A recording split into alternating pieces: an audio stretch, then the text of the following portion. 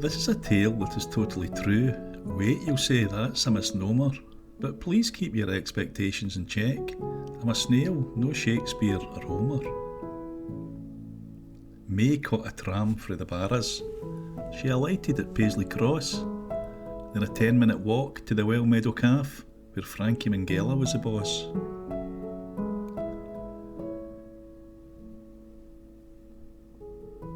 The tram continued up past Minghella's place, but May fancied a stretch of her legs, and for the wee walk up to the West End, she had put on her shoes with the segs. The Gothic wonder that is Coates Memorial sits just past the museum on the bend, but May wasn't thinking sightseeing, she was thinking she had no money to spend.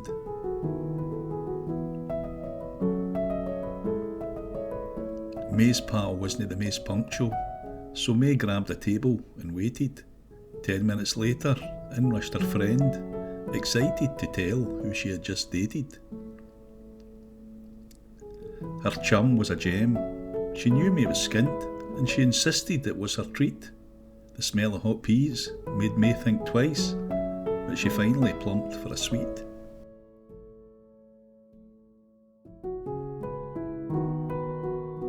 Her pal ordered a pear and ice, while May went for a Scotsman float. They're both basically ginger beer seas, half submerging an ice cream boat. Minghella poured out some ginger, and I got a whiff of hot peas. I might have nae lugs, and my eens are pear, but I can smell the birds in the trees.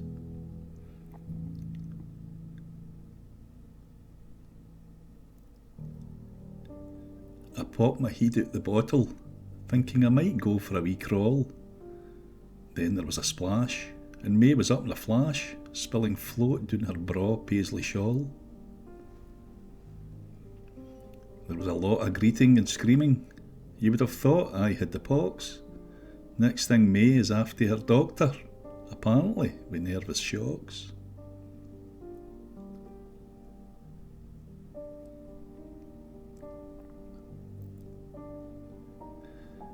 So those are the facts of the story, and I'm sure you will feel sorry for May.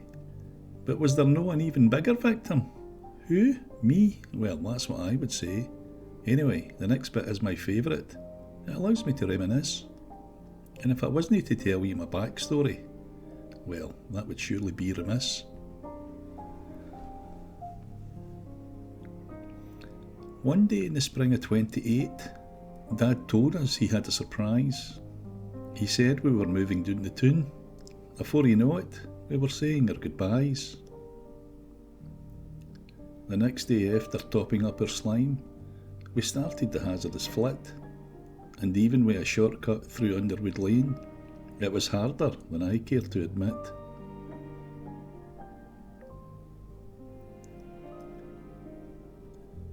Our new house in Glen Lane was the business.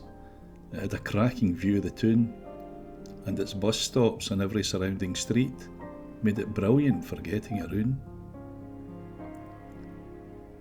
We backed onto the Fountain Gardens, with its statue of our national bard, and with cherubs, dolphins and herons. That's what I call a backyard. Each morn to the Gardens fountain I'd go for my daily swim and shower, riding a magnificent walrus. It was almost my favourite hour. Dolphins in the centre of Paisley? You must be thinking I've lost the plot. But when I tell you the creatures were made of stain, you're now wondering who's the clot.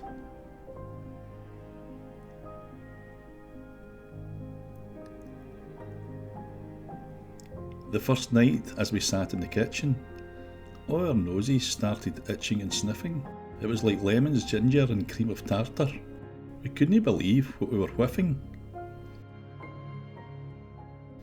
My father said he was nipping next door to see what he could spot, and though I said I would go with him, it's just too dangerous, was his thought.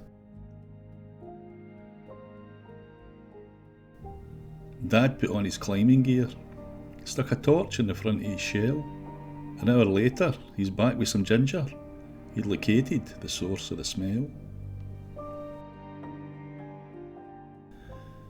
You were wondering about my favourite hour, and it's that time we're now at, our evening trip to old Davy's factory to quaff ginger with Ginger, his ginger cat.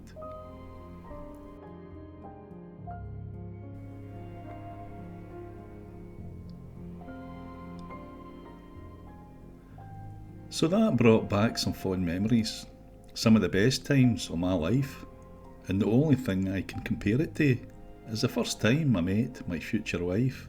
But yon's a different story, and this story needs to go on to the events leading up to the cases and the law changes they would spawn. Though May was still wed to Henry Sr., they hadn't bided together for a while. But as tough as it was for her and H Jr., she still approached each day with a smile. One day, 3 weeks after the fateful event, when May was thought to be getting better, she was rushed into the GRI with an ambulance dispatched to get her. Everybody thought May had just had a bulk, and there was no mention of gastroenteritis. I personally had never heard of that term. But then I'm not a doctor or a scientist. As she lay inside the hospital, a nurse told May she would have a great claim, that she shouldn't be poisoned with a drink, and getting justice should be her aim.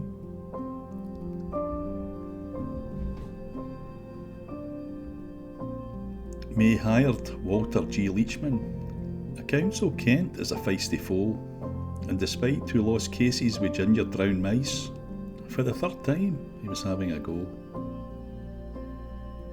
As May was a simple pauper, with less than £5 to her name, the good Leachman didn't charge her a fee. It's called pro bono in the legal game. Davy Stevenson was kent to have a few bob. He part-owned his beloved St Mirren, and everybody who owns a fitba club is known to have money to burn. Of course, Davy was really suspicious, but he couldn't outright accuse, even after discovering May's ice cream over fondness had been the cause of some previous spews.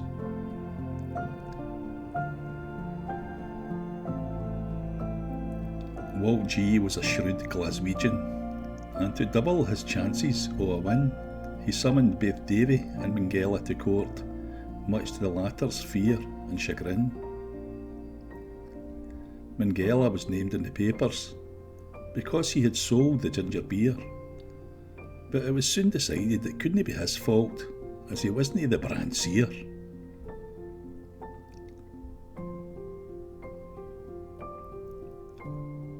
So, now you're acquainted with the characters, you will agree they are a diverse bunch. I'm sure you have already got your favourite. It being me is probably my hunch, and that has just made me think. It's been 5 minutes since you heard about me. But don't worry, the next bit isn't boring. No, you're not getting my family tree. One rumour is that I am pregnickety, and that is just no true. I know I was caught with ginger beer, but I also like iron brew. Une autre rumour is that I come frae France, an escargot de Languedoc. Mais no, I'm a Paisley buddy, and I was born under the West End clock. My fame means I'm asked lots of questions, like, what do you do most of the day? Funnily enough, it's spent brushing my teeth. So would you if you had 14k. I eat berries, lettuce, and mostly anything else. In fact, I'm a bit of a foodie nutter. But you'll get that there's one food I didn't like. Aye, you've guessed it. It's garlic butter.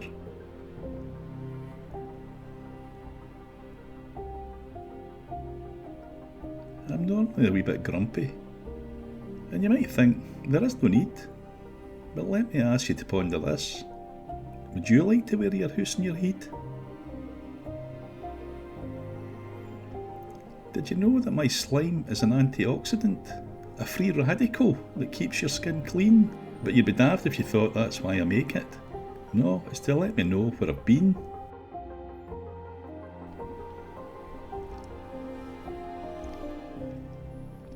It was said I was decomposing, but that was a downright fib. I'm writing the music for staying alive. I couldn't, and I doubt neither could Barry Gibb. It was suggested I was out looking for a mate, but that is definitely no right. Why would I need anybody else when I'm a happy hermaphrodite? Davy knew about the snails in his yard, and it was he who had laid beer and caffeine traps. I personally find booze disgusting, but I'm partial to Starbucks fraps. You simply ken me as Paisley, but that doesn't say what I am. I'm actually a cornu aspersum, and that's Latin for an upside down pram.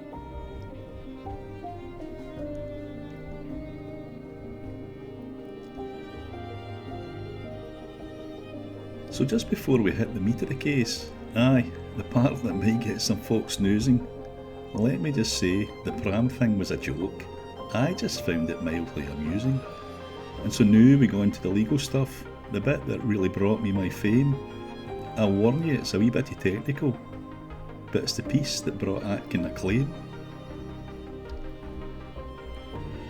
In the quarter session out her house, May won the first crossing of swords, but after Davy won at the inner house, May appealed to the House of Lords. The case made its way down to London, and the highest court in the lands, 5 judges in the Palace of Westminster, who would hold May's fate in their hands.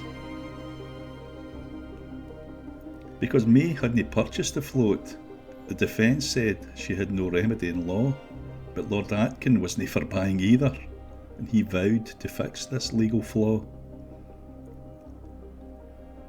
Deliberations called me a foreign body, and even deleterious matter. But I'm as Scottish as haggis, and I wouldn't harm a fly, though I might stop it for a wee natter.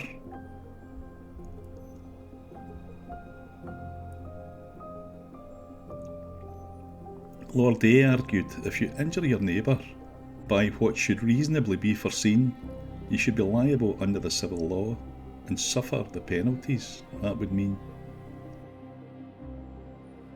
Lords Tomlin and Buckmaster were dissenters, thereby showing they weren't too bright, and by blindly following the existing law, they took a path that wasn't right.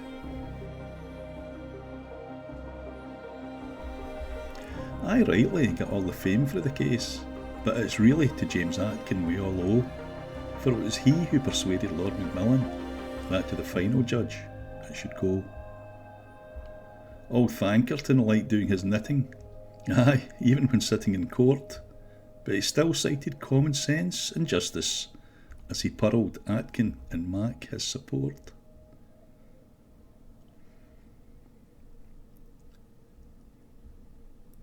The 3 wise lords had won the vote to state a maker owes a duty of reasonable care.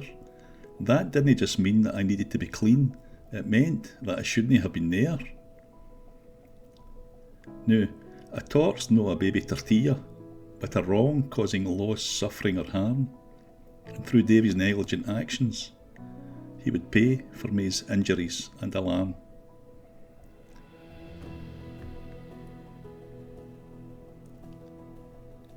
So the Lords had passed their judgment by a margin of 3 against 2, and even though it was that close, it was still a seismic legal breakthrough.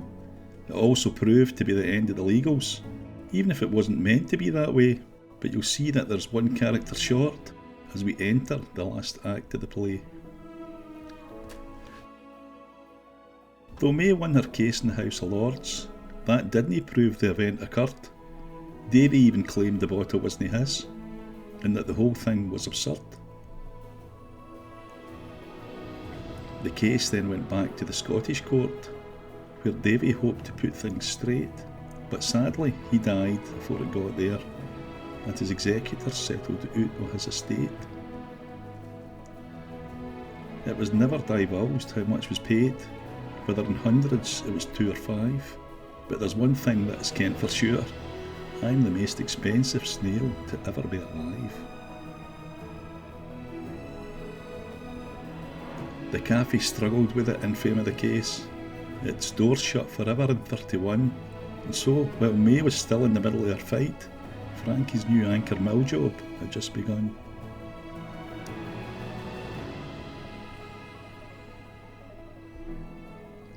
Poor May continued to have a tough existence. A long life wasn't to be her fate, but she continued to live for her family till her clogs popped in 58. Well, here's a fact that will astound you. A mollusk without a shell is actually a slug. So when Wayne's cried, "He's a slug of your ginger," wee snails get ever so slightly smug. Oh, and for those that had May and I acquainted, and was blending up a little swick, a thieving bone and an invertebrate, nobody could make that stick. I am thinking now, when you talk or think snails, you will notice I didn't say eat. May's triumph will be at the front of your thoughts, and the infliction of her great legal defeat.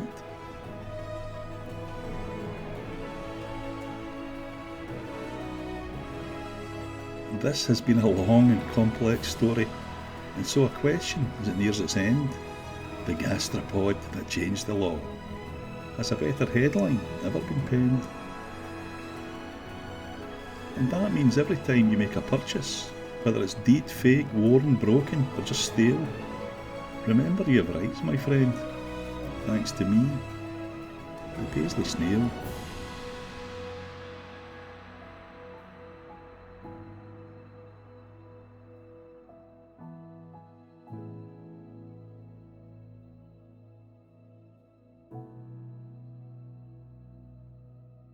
I really enjoyed writing this little yarn, and I hope your viewing pleasure was equal.